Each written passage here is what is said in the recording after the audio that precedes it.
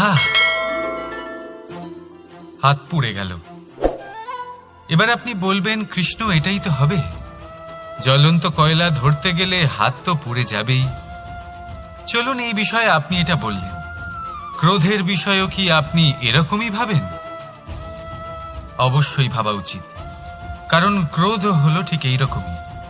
আমরা ভাবি এই জ্বলন্ত কয়লা হাতে তুলে কারোর দিকে যদি আমরা ছুঁড়ি তার ক্ষতি হবে, কিন্তু সর্বপ্রথম আমাদেরই হাত পুড়ে যাবে।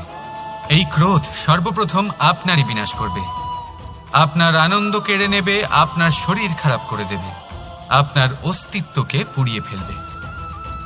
তাই এই ক্রোধের থেকে সাবধানে থাকুন আর ভালোবেসে বলুন, রাধা রাধা।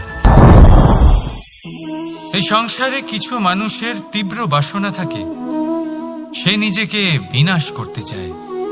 কিছু মানুষ মদ্যপান করে নেশায় বুঁদ হয়ে থাকেন, কিছু মানুষ বিলাসিতা করেন, আর কেউ সবার সাথে শত্রুতা করে বসেন। যদি আপনি নিজের বিনাশই চান তাহলে এইসব করার প্রয়োজনই নেই, শুধু একটু অহংকার পোষণ করুন। হ্যাঁ, আপনি ঠিক শুনেছেন, এই অহংকার আপনাকে বিনাশ করে দেয়। এ হয়তো কাঁটার মতন বেঁধে না, কিন্তু এর ধার আপনাকে রক্তাক্ত করে দেয়। আস্তে আস্তে আপনার প্রিয়জন, আপনার বন্ধু, আপনার আত্মীয়, যাদের আপনি ভালোবাসেন, তাদের সকলকে আপনার থেকে দূরে করে আপনাকে একা করে দেয় এই অহংকার।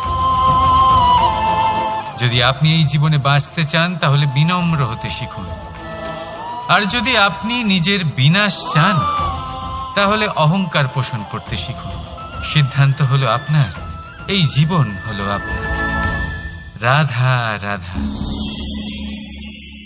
আপনি কখনো কোনো স্বর্ণকারকে দেখেছেন? সোনা তারই হয়, গয়না বানানোর শিল্প তারই হয়, তাও ও বারবার সোনাকে গরম করে, হাতুড়ি নিয়ে বারবার তার উপরে প্রহার করে। কিসের জন্য? যাতে সে সেই স্বর্ণকে কুন্দন বানাতে পারে, প্রত্যেক আঘাতের সাথে তার মধ্যে থেকে খাদ বের করতে পারে। একজন বিবেকশীল ব্যক্তিরও এটা করা উচিত, যাতে এই সংসার আপনাকে আঘাত করার আগে আপনি নিজের মধ্যে থাকা দোষগুলো বহিষ্কার করে দিন। হয়তো একটু কষ্ট হতে পারে, কিন্তু এ অবশ্যই করবেন। যদি আপনি কুন্দন হতে চান তাহলে নিজেকে নিজের স্বর্ণকার অবশ্যই হতে হবে। রাধা রাধা। দেখুন এই ঘাসকে, কত কোমল, কত মধুর। যদি এই ঘাসের ওপর হাঁটেন তাহলে পায়ে ব্যথা কখনোই হবে না, এর উপরে শুয়ে পড়লে মিষ্টি ঘুম চলে আসবে। কিন্তু এই ঘাসকেই যদি আপনি ঠিক করে না ধরেন তাহলে এতে আপনার আঙুলও কেটে যেতে পারে। এই নরম ঘাসই আপনাকে আঘাত দিতে পারে। ঠিক এইভাবে এই প্রত্যেক ব্যক্তি যিনি ধর্মের পথে চলছেন তিনি আঘাত পেতে পারেন যদি ওনার ধর্মের সম্পূর্ণ সত্য, তার আসল স্বরূপের বিষয়ে জ্ঞান না থাকে। তাই জীবনে যে কোনো বস্তু, ব্যক্তি বা সুযোগ আসে তাহলে তার শক্তির বিষয়ে, তার দুর্বলতার বিষয়ে প্রথমে তথ্য সংগ্রহ করবেন, তারপরেই সিদ্ধান্ত নেবেন। যদি এরকম করেন তাহলে সাফল্য অবশ্যই আসবে। রাধা রাধা। হাতের কত রকম রূপ হয়, কিছু স্নেহের সাথে আপনাকে স্পর্শ করে, তো কিছু প্রহার হিসেবে বর্ষিত হয়, কিছু বন্ধুত্বের নামে আপনার দিকে অগ্রসর হয়, তো কিছু শত্রুতার দিকে আপনাকে টেনে নিয়ে যায়। কিন্তু কখনো ভেবে দেখেছেন যে কোন হাত বেশি মূল্যবান? যখন আপনি সফল, যখন আপনি ভালো কাজ করেন, তখন কিছু হাত আপনার জন্য করতালি দেয়, আর কিছু হাত এমন হয় যা আপনার কাঁধ স্পর্শ করে যখন আপনি জীবনে সব থেকে অসফল হন, যখন আপনি ভেঙে পড়েন। তাই করতালি দেওয়া সেই হাত, আপনার প্রশংসা করা সেই হাত, তার থেকে অনেক বেশি দামি সেই হাত যা আপনাকে তখন আশ্বস্ত করে যখন আপনি এমন সময় কাটাচ্ছেন যা আমরা কেউ কাটাতে চাই না, সেটা আপনার সম্বল হয়ে ওঠে। আর এই সম্বলই আপনাকে জীবন অতিবাহিত করার শক্তি প্রদান করে। তাই একে অপরের সম্বল হয়ে থাকবেন, জীবনে সব সময় ভালো থাকবেন। রাধা রাধা। মানুষ, প্রত্যেক মানুষ কাউকে ভালোবাসে, কাউকে ঘৃণা করে, কাউকে সম্মান করে, আবার কাউকে তিরস্কারও করে। মানুষ সবকিছু হতে পারে, সুস্থও হতে পারে, রোগীও হতে পারে, ধনীও হতে পারে, নির্ধনও হতে পারে, বন্ধুও হতে পারে, আবার শত্রুও হতে পারে। যদি কিছু না হতে পারে তা হলো অস্পৃশ্য, অচ্ছুত। ভগবানের কাছে সব থেকে বড় পাপ। এই যে মানব শরীর, তা ঈশ্বর প্রদত্ত, তা তার মন্দির। প্রত্যেক শরীরে ব্রহ্মদেব বাস করেন। তাই শরীরের অপমান করা, সেটা ছোঁয়া থেকে দূরে থাকা, এটা কখনো করবেন না। এই জীবনে ছুত অছুত কখনো বিচার করবেন না। পরমেশ্বর যা দিয়েছেন তার সম্মান করতে শিখুন। আর আসুন আমার সাথে ভালোবেসে বলুন, রাধা রাধা। প্রেম আর চাওয়া একই মনে হয়, তাই না? কিন্তু আসলে এরা আলাদা। এদের মধ্যে অনেক তফাৎ আছে। দেখতে গেলে প্রেম আর চাওয়া কখনোই এক হতে পারে না। এবার যদি আপনাকে আমি এক উদাহরণ দিই, যদি আপনি এই ফুলকে চান, তাহলে আপনি এটাকে তার ডাল থেকে ছিঁড়ে আপনার কাছে রেখে দেবেন। কিন্তু যদি আপনি একে ভালোবাসেন, তাহলে আপনি প্রতিদিন এসে এটার শিকড়ে জল দেবেন, যাতে সে আরো প্রস্ফুটিত হয়। শুধু এটাই তফাৎ চাওয়া আর প্রেমের মধ্যে। চাওয়া স্বার্থ হয়ে ওঠে, যেখানে প্রেম, প্রেম পরমার্থ হয়ে ওঠে। তাই কাউকে না চেয়ে ভালোবাসুন, জীবন ধন্য হয়ে উঠবে। রাধা রাধা। কখনো কোনো বাচ্চাকে দেখেছেন? কত কিছু ঘটতে থাকে তার জীবনে। শৈশব থেকে বেড়ে ওঠা অবধি অসংখ্য অনুভূতি অনুভব করে সে। কখনো পড়ে যায়, কখনো আহত হয়, কখনো জ্ঞান লাভ করে, কখনো কষ্ট সহ্য করে, তো কখনো আনন্দ উপভোগ করে। কিন্তু মনে রাখে সে শুধুমাত্র আনন্দের মুহূর্তগুলি। এবার শুধু একবার আপনার জীবনের প্রারম্ভের দিকে তাকিয়ে দেখুন, আপনার শৈশবে তাকিয়ে দেখুন। আপনি দেখবেন বেশিরভাগ যেসব স্মৃতি আপনার মনে আছে, সেগুলি সমস্ত ভালো মুহূর্তের, খারাপ মুহূর্তের নয়। সেই জন্য শৈশব সব থেকে সুখী হয়, এতে নিশ্চিন্ত থাকা যায়। সেই জন্য আজ আপনি যতই বড় হয়ে উঠুন না কেন, খারাপ স্মৃতি, খারাপ ঘটনা সব ভুলে যাওয়ার চেষ্টা করুন। একবার খারাপ ঘটনা ভুলে যাওয়ার অনুভূতি আপনার হয়ে গেলে, তখন মনে রাখবেন, যতই কঠিন পরিস্থিতির মুখোমুখি আপনাকে হতে হোক, তার মোকাবিলা করতে আপনি সক্ষম। রাধা রাধা। যদি আমি আপনাকে জিজ্ঞেস করি যে এই সংসারে সবথেকে মাহাত্ম্যপূর্ণ বস্তু কি, তাহলে আপনি বলবেন জল। আর একদম ঠিক বলবেন। কিন্তু কোন কারণে? এই জন্য যে সে আমাদের জীবন দান করে?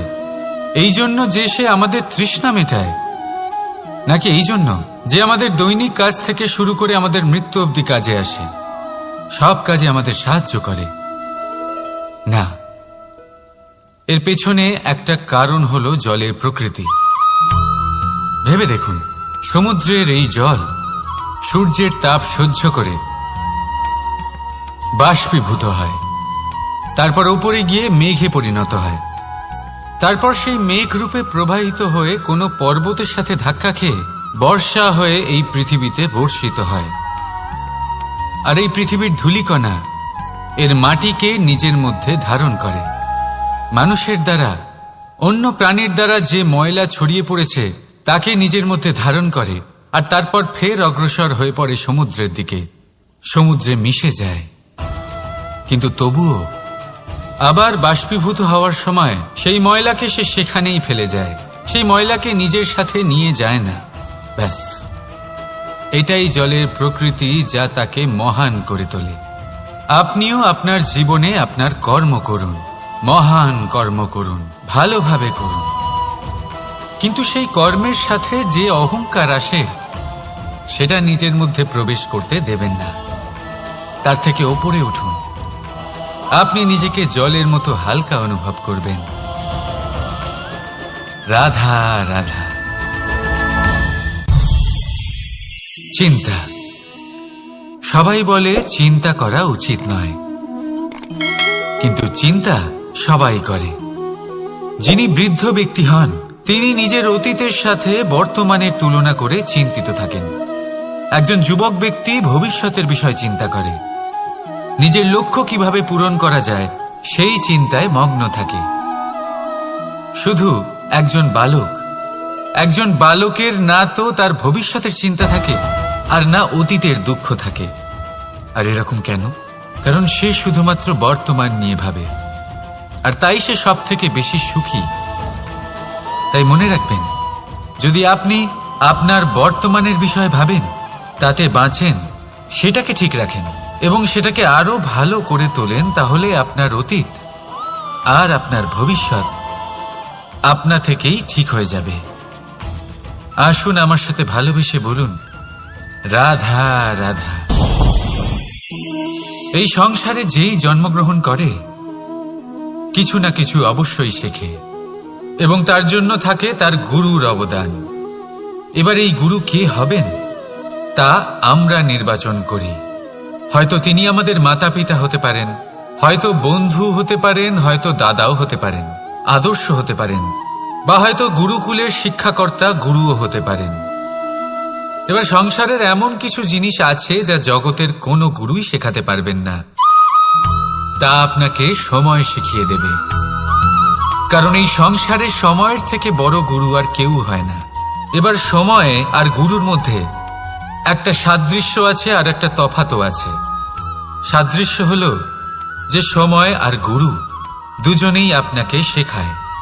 তফাতেই যে গুরু প্রথমে আপনাকে শিক্ষাদান করে, তারপর আপনার পরীক্ষা নেন।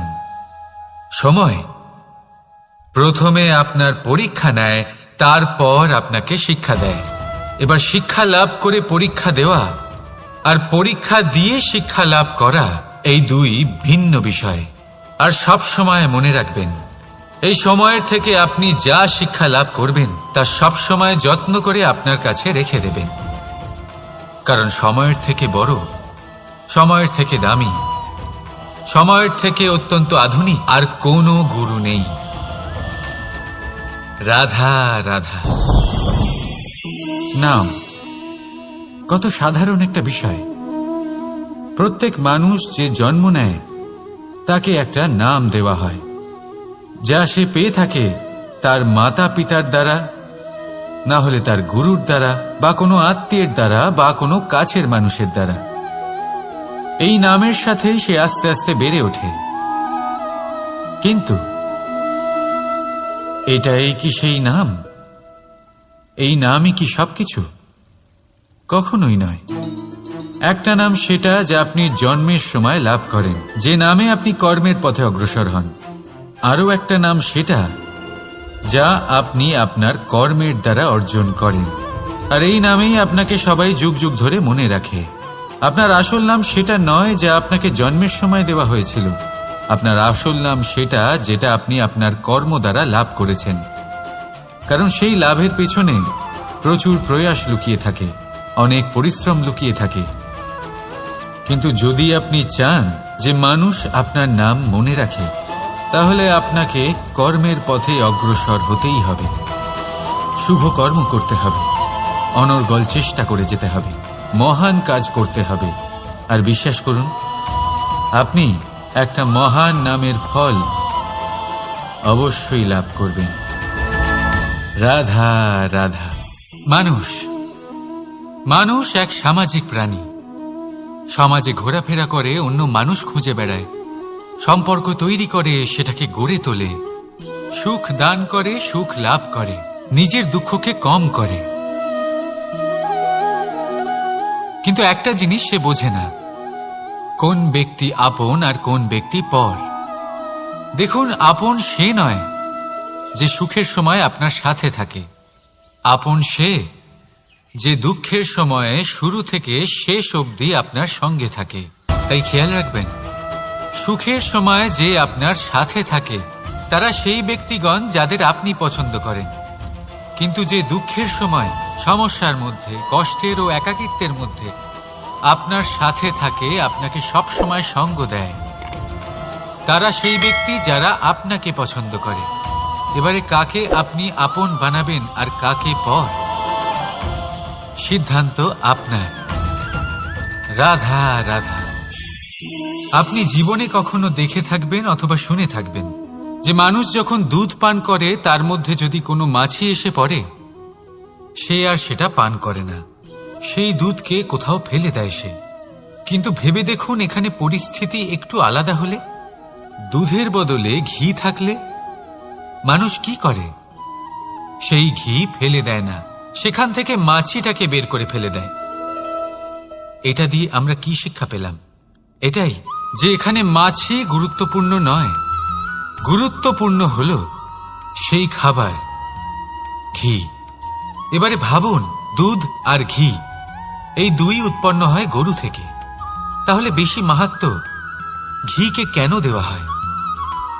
তার কারণ, যে যত বেশি তাপ সহ্য করে সে তত উৎকৃষ্ট হয়, সে ততটা মূল্যবান হয়। এতটাই মূল্যবান যে যদি তাতে কোনো দোষও থাকে মানুষ সেটা গ্রাহ্য করে না। তাই মনে রাখবেন, এই পুষ্টি অপুষ্টি এ শুধুই নামমাত্র,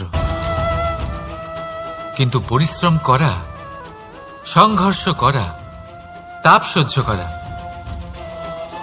এটা মানুষের অনুভূতি।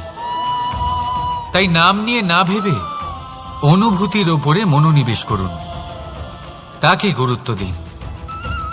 আর আসুন আমার সাথে ভালোবেসে বলুন, রাধা রাধা।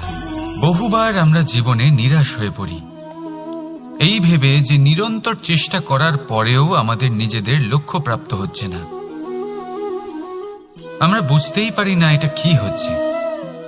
অনেকবার এরকম মনে হয় যে সেই লক্ষ্য যা আমরা চাইছি, সেই স্বপ্ন যা আমরা দেখেছি, যার জন্য আমরা নিরন্তর চেষ্টা করেছি, আমরা হয়তো তার যোগ্যই নই। ওই লক্ষ্যই আমাদের জন্য সঠিক নয়। আমাদের মনোবল ভেঙে যায়, আর তা হলো অত্যন্ত কঠিন এক পরিস্থিতি। কিন্তু সেই সময় কি করা যেতে পারে? আপনাকে একটা উদাহরণ দিয়ে বোঝাই। কখনো কোনো বৃক্ষকে দেখেছেন? সেও অনেক কঠিন পরিস্থিতির সম্মুখীন হয়, যেমন পাতা ঝরার সময়। এই সময় কোনোভাবে আপনি পৌঁছে গেলে আপনি জানতে পারবেন আপনার সাফল্য আপনার জন্যই অপেক্ষা করছিল। রাধা রাধা। আপনি মনুর বিষয়ে নিশ্চয়ই শুনে থাকবেন। ওনাকে একটা সুযোগ দেওয়া হয়েছিল, হয় উনি নিজের হালের রক্ষা করবেন, নয় এই সৃষ্টিকে আসন্ন প্রলয়ের হাত থেকে বাঁচানোর জন্য নৌকার নির্মাণ করবেন। উনি নিজের নির্বাচন করেছিলেন, আর আজ আমরা সবাই মানুষ নামে পরিচয় পেয়েছি। এমনই এক সুযোগ পেয়েছিলেন শ্রীরাম এবং সীতাও। ওনারা আবেগের ঊর্ধ্বে উঠে এই সংসারের সামনে এক সেরা উদাহরণ প্রস্তুত করেছিলেন। এরকমই এক সুযোগ পেয়েছিলেন রাবণও, এরকমই এক সুযোগ পেয়েছিলেন কংস। একটা সুযোগ, অন্যায়ের পথ ত্যাগ করে সত্যের পথ